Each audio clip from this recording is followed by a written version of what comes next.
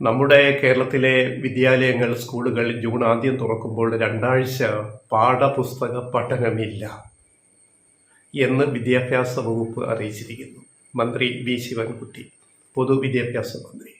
പകരം എന്താണ് ചെയ്യാൻ പോകുന്നത്? അവിടെയാണ് കേരളം എപ്പോഴും ഒരു പടി മുന്നിലാണ് ഇന്ത്യയിലെ നമ്മുടെ രാജ്യത്തെ സംസ്ഥാനങ്ങളിൽ എന്നുള്ളതിൻ്റെ ഏറ്റവും ഒടുവിലത്തെ ഒരു തീരുമാനമാണ് പുറത്തു വന്നിരിക്കുന്നത്. അതായത് സ്കൂൾ തുറന്നാൽ 2 ആഴ്ച പാഠപുസ്തകം പഠിപ്പിക്കില്ല, പഠനമില്ല. പകരം ആരോഗ്യ പരിപാലനം, നിയമബോധമുണ്ടാക്കൽ, ലഹരി ഉപയോഗം തടയുക, സാമൂഹ്യ മാധ്യമങ്ങൾ എങ്ങനെ ഉപയോഗിക്കണം എന്നിവയിൽ ബോധവൽക്കരണ ക്ലാസ്സുകളായിരിക്കും കുട്ടികൾക്ക് ഈ ആദ്യ 2 ആഴ്ചയിൽ കൊടുക്കുക. സ്കൂളിലേക്ക് വരുന്ന 1-ാം ക്ലാസ് മുതൽ പിന്നെ 10-ാം ക്ലാസ് അല്ലെങ്കിൽ 12-ാം ക്ലാസ് വരെ ഹയർ സെക്കൻഡറി ഉൾപ്പെടെയുള്ള കുട്ടികൾക്ക് ഉള്ള ബോധവൽക്കരണമാണ് ഇപ്പോൾ ഈ പറയുന്നത്. എത്രയോ നല്ലൊരു തീരുമാനമാണ്.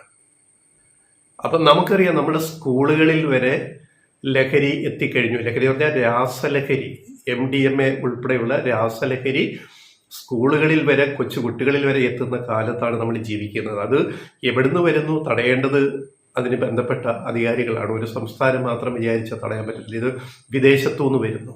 തടയേണ്ടത് ആരാണ്? ഈ നമ്മുടെ രാജ്യം ഭരിക്കുന്ന ഗവൺമെൻറ്റാണ്. അപ്പോൾ ഇവിടെ എത്തുന്നത് വിതരണം ചെയ്യാനുള്ള വലിയ നെറ്റ്വർക്ക് ശൃംഖലയൊക്കെ സജീവമാണ്. കുട്ടികളെ വരെ, പെൺകുട്ടികളെ വരെ അതിൽ അടിമകളാക്കുന്നു.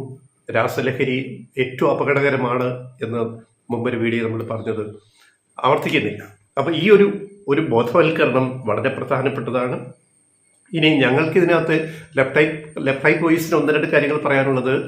ഇതിനകത്ത് ഈ തീരുമാനം വളരെ നന്നായി, പക്ഷേ ഇതിനകത്ത് കുറച്ച് കാര്യങ്ങൾ കൂടി ഫോക്കസ് ചെയ്യണം, പ്രാധാന്യം കൊടുക്കണം. അതായത് മൊബൈൽ എങ്ങനെ ഉപയോഗിക്കണം. ഇപ്പം സാമൂഹ്യ മാധ്യമങ്ങളെ പറ്റി പറയുന്നുണ്ട്, നല്ലത്. അതോടൊപ്പം മൊബൈൽ ഉപയോഗം എങ്ങനെ ആരോഗ്യപരമായിട്ട് ഉപയോഗിക്കാൻ പറ്റും എന്നുള്ളത് കൂടി ഈ ബോധവൽക്കരണ ക്ലാസ്സുകളിൽ ഉൾപ്പെടുത്തണം, ആ വിഷയം.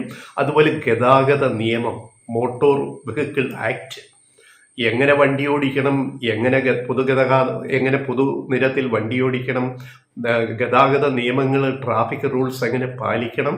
അപ്പം അങ്ങനെ ഒരു സിവിക് സെൻസ്, ഒരു പൗരബോധം കുട്ടികളിൽ ജനിപ്പിക്കുന്ന രീതിയിലുള്ള ഒരു ബോധവൽക്കരണ ക്ലാസ്സുകളായിട്ട് ഇതിനെ മാറ്റാൻ കഴിയണം.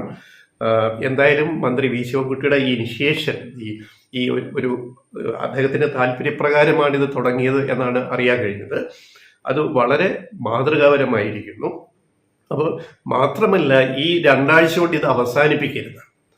ഞങ്ങളുടെ ഒരു നിർദ്ദേശം, ഇത് സ്കൂളുകളിൽ, വിദ്യാലയങ്ങളിൽ ആഴ്ചയിൽ ഒരിക്കൽ 1 മണിക്കൂറെങ്കിലും, ഇനി 2 മണിക്കൂർ വെച്ചാലും കുഴപ്പമില്ല, ആഴ്ചയിൽ ഒരു ദിവസം 1-2 മണിക്കൂറെങ്കിലും ഇതിൻ്റെ ഫോളോ അപ്പ് ക്ലാസ്സുകൾ നടന്നുകൊണ്ടേയിരിക്കണം.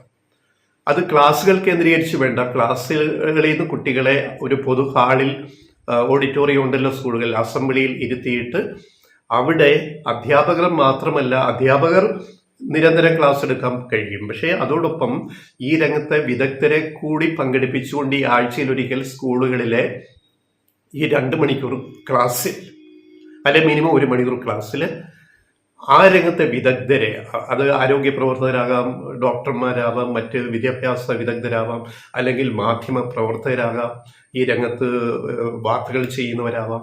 അപ്പം അങ്ങനെയുള്ള ആൾക്കാരെ കൂടെ വിളിച്ച് ആഴ്ചയിൽ ഒരിക്കൽ ഒരു ഗസ്റ്റ് ലെക്ചർ പോലെ ഇത്തരം കാര്യങ്ങൾ ചെയ്യാൻ കൂടി സ്കൂൾ അധികാരികൾ, സ്കൂൾ പ്രിൻസിപ്പൽമാർ, ഹയർ സെക്കൻഡറി പ്രിൻസിപ്പൽ, അല്ലെങ്കിൽ സ്കൂള് 10-ാം ക്ലാസ്സിലെയാണ് ഹെഡ് മാസ്റ്റർ അല്ലെങ്കിൽ ഹെഡ് മിസ്ട്രസ്, ഇതിന് മുൻകൈ എടുത്തിട്ട് ഒരു തുടർ പ്രക്രിയയായിട്ട് ഇത് കൊണ്ടുപോകാൻ സാധിക്കണം എന്നാണ് ലെഫ്റ്റ് റൈറ്റ് വോയിസിന് നിർദ്ദേശിക്കാനുള്ളത്. ശിവൻകുട്ടിക്ക് ഒരു ഹായ് പറയുന്നു. പറയാൻ കാര്യം, ഇദ്ദേഹത്തെ മന്ത്രിയാക്കിയപ്പോൾ ഇവിടെ കുറേ മാപ്രകൾ ഉൾപ്പെടെ പറഞ്ഞൊരു കാര്യം, അയ്യോ വി ശിവൻകുട്ടി അയാളൊരു ഗുണ്ടയല്ലേ, അയാൾ നല്ലൊരു രാഷ്ട്രീയ നേതാവാണ്, ഗുണ്ടായുസമല്ലേ അയാൾ ചെയ്തുകൊണ്ടിരുന്നിട്ടുള്ളത്. അങ്ങേരെ പിടിച്ചിട്ട് ഈ പിണറായി വിജയൻ സർക്കാരിൽ എന്തിനാണ് വിദ്യാഭ്യാസ മന്ത്രി ആക്കിയത് എന്ന് ചോദിച്ച് പരിഹസിച്ചവരുണ്ട്. ഇവിടുത്തെ മാപ്രകൾ ഉൾപ്പെടെ ഞാൻ നേരിട്ട് കേട്ടിട്ടുണ്ട്. പക്ഷേ 4 വർഷത്തെ റെക്കോർഡ് നോക്കുക. ഈ സർക്കാരിൽ ഏറ്റവും മികച്ച പ്രകടനം കാഴ്ചവെച്ച മന്ത്രിമാരിൽ ഒരാളാണ് വി ശിവൻകുട്ടി, പൊതുവിദ്യാഭ്യാസ വകുപ്പ്. ഇപ്പൊ ആർക്കും മിണ്ടാട്ടമില്ല. ഇപ്പൊ ശിവൻകുട്ടിയെ പറ്റി അത് വിമർശനമില്ല. കാരണം ഇവിടെ സ്കൂൾ ഒളിമ്പിക്സ് നടന്നതുൾപ്പെടെ, സ്കൂൾ കായികമേള, അതായത് സ്കൂൾ കലോത്സവം ഉൾപ്പെടെ ഇപ്പോൾ ഈ കാര്യങ്ങൾ 2 ആഴ്ച പഠനം വേണ്ട, 2 ആഴ്ച സാമൂഹ്യ ബോധവൽക്കരണ ക്ലാസ്സുകൾ മതി എന്നുള്ള തീരുമാനങ്ങൾ. അപ്പൊ ഇതൊക്കെ ഇങ്ങനെ കൊണ്ടുവരാൻ ഒരു മന്ത്രിക്ക് അദ്ദേഹത്തിന് അതിനുള്ള ശേഷിയുണ്ട്, അതിനുള്ള കഴിവുണ്ടെന്ന് ഇപ്പൊ വ്യക്തമായല്ലോ. ഒരു മന്ത്രി എന്ത് ചെയ്യണം എന്ന് പറഞ്ഞാൽ, കഴിഞ്ഞ ദിവസം ഞങ്ങൾ ഒരു വനം വകുപ്പ് മന്ത്രി ഇവിടെ ഇരിപ്പുണ്ട്, അദ്ദേഹത്തെ കുറിച്ച് ഞങ്ങൾ കഴിഞ്ഞ ദിവസം പറഞ്ഞ വീഡിയോയിൽ ആവർത്തിക്കുന്നില്ല. ഒരു മന്ത്രി ഒരു കസേരയിൽ ഇരുന്നാൽ ആ വകുപ്പ് എങ്ങനെ നന്നായിട്ട് മുന്നോട്ട് പോകും എന്നതിന് കഴിവുള്ള ഒരു മന്ത്രി ഇരുന്നാൽ, ഒരു മികച്ച മന്ത്രി ഇരുന്നു കഴിഞ്ഞാൽ, പ്രാഗൽഭ്യമുള്ള ഒരാൾ ഇരുന്നു കഴിഞ്ഞാൽ ആ വകുപ്പ് എങ്ങനെ എണ്ണയിട്ട യന്ത്രം പോലെ പ്രവർത്തിക്കും എന്നതിന് തെളിവാണ് കേരളത്തിലെ പൊതുവിദ്യാഭ്യാസ വകുപ്പ്. വി ശിവൻകുട്ടി അതിന്റെ മന്ത്രി. അതിന് ഒരു വനം വകുപ്പ് മന്ത്രി ഇരിപ്പുണ്ട്. ആ വനവകുപ്പിൽ നടക്കുന്ന എന്താണെന്ന് പോലും അദ്ദേഹത്തിന് ആ മാന്യദേഹത്തിന് ആ മനുഷ്യന് മനസ്സിലാവുന്നുണ്ടോ എന്ന് സംശയമാണ്. ഈ സർക്കാരിനെ നാണം കെടുത്തുന്ന ഒരു വകുപ്പാണ് വനം വകുപ്പ് എന്നുള്ളത്. നമ്മൾ ഇന്നലെ പറഞ്ഞതൊന്നും ഇനിയും പറയുന്നില്ല. പക്ഷേ ഇവിടെ സാന്ദർഭികമായിട്ട് പറഞ്ഞു എന്ന് മാത്രം, ഒരു മന്ത്രിക്ക് എന്ത് ചെയ്യാൻ പറ്റുമെന്നുള്ളതിന്റെ. കഴിഞ്ഞ സർക്കാരിൽ, 1ാം പിണറായി സർക്കാരിൽ ഇതേപോലെ വളരെ മിടുക്കനായ ഒരു വിദ്യാഭ്യാസ മന്ത്രി ഉണ്ടായിരുന്നു. ആരായിരുന്നു? സി രവീന്ദ്രനാഥ്. കോളേജ് അധ്യാപകനായ സി രവീന്ദ്രനാഥ്. കഴിഞ്ഞ ആ ഒരു ടൈമിൽ 1ാം പിണറായി സർക്കാരിൽ വിദ്യാഭ്യാസ വകുപ്പിനെ ഇത്രയും നവീകരിച്ചതിന്റെ ഏറ്റവും വലിയ ക്രെഡിറ്റ് സി രവീന്ദ്രനാഥിനാണ്. ഇന്നിപ്പോ എന്താണ് കേരളത്തിലെ ആരോഗ്യ മേഖല പോലെ തന്നെ കേരളത്തിലെ സ്കൂളുകൾ, സർക്കാർ സ്കൂളുകളെല്ലാം സ്മാർട്ട് സ്കൂളുകളായി മാറിയില്ലേ? ആരെയും അമ്പരിപ്പിക്കുന്ന ലോക നിലവാരത്തിലേക്ക് കേരളത്തിലെ സർക്കാർ സ്കൂളുകൾ എത്തിക്കഴിഞ്ഞു. ലാബ്, മറ്റ് സംവിധാനങ്ങൾ, കമ്പ്യൂട്ടർ, മറ്റ് കാര്യങ്ങൾ. ഇതൊക്കെ എങ്ങനെയാണ് ഉണ്ടായത്? ഒറ്റ രാത്രി കൊണ്ട്, ഒരു പകൽ കൊണ്ടുണ്ടാവും ഇതൊക്കെ. അത് തുടർച്ചയായ ഒരു പ്രവർത്തനമാണ്. അപ്പോൾ 1ാം പിണറായി സർക്കാർ തുടങ്ങി വെച്ചു, 2ാം പിണറായി സർക്കാർ അത് മുന്നോട്ട് കൊണ്ടുപോകുന്നു, ശിവൻകുട്ടി അത് നന്നായിട്ട് മികച്ച രീതിയിൽ മുന്നോട്ട് കൊണ്ടുപോകുന്നു. ഇത് ലോകത്ത് തന്നെ ഒരു അത്ഭുതമാണ്. ഇന്ത്യയിലെ വേറെ ഏത് സംസ്ഥാനത്ത് ഇത്രയും മികച്ച സർക്കാർ സ്കൂളുകളുണ്ട്? ആരെങ്കിലും ഉത്തരം പറയൂ ആരെങ്കിലും, നമ്മുടെ പ്രേക്ഷകർ എവിടെയെങ്കിലും ഉണ്ടോ ഇതിനേക്കാൾ മികച്ചത്? ചില നഗരകേന്ദ്രീകൃതമായിട്ട് ചില സ്കൂളുകളൊക്കെ കാണും. അല്ല, ഒരു സംസ്ഥാനം എന്ന നിലയ്ക്ക് ആകെ മൊത്തം നോക്കുമ്പോൾ വിദ്യാഭ്യാസ മേഖലയിൽ ഇത്രയും വലിയ, ആരോഗ്യ മേഖലയിൽ എന്ന പോലെ തന്നെ ഒരു മുന്നേറ്റം ഉണ്ടാക്കിയ വേറെ ഏതെങ്കിലും ഒരു സംസ്ഥാനം ഇന്ത്യയിലുണ്ടോ? ഇല്ല. അതാണ് ഉത്തരം. ഒരു കാര്യം കൂടി പറഞ്ഞ് അവസാനിപ്പിക്കാം. ഇതിനു മുമ്പ്, പിണറായി 1ാം സർക്കാർ വരുന്നതിന് മുമ്പ് ഇവിടെ ഒരു ഉമ്മൻചാണ്ടി സർക്കാർ ഉണ്ടായിരുന്നു. ഉമ്മൻചാണ്ടിയുടെ 2ാം സർക്കാർ. അതിലൊരു വിദ്യാഭ്യാസ മന്ത്രി ഉണ്ടായിരുന്നു, അബ്ദുൾ റബ്ബ് എന്ന് പറയും. ഓർക്കുന്നുണ്ടാവും.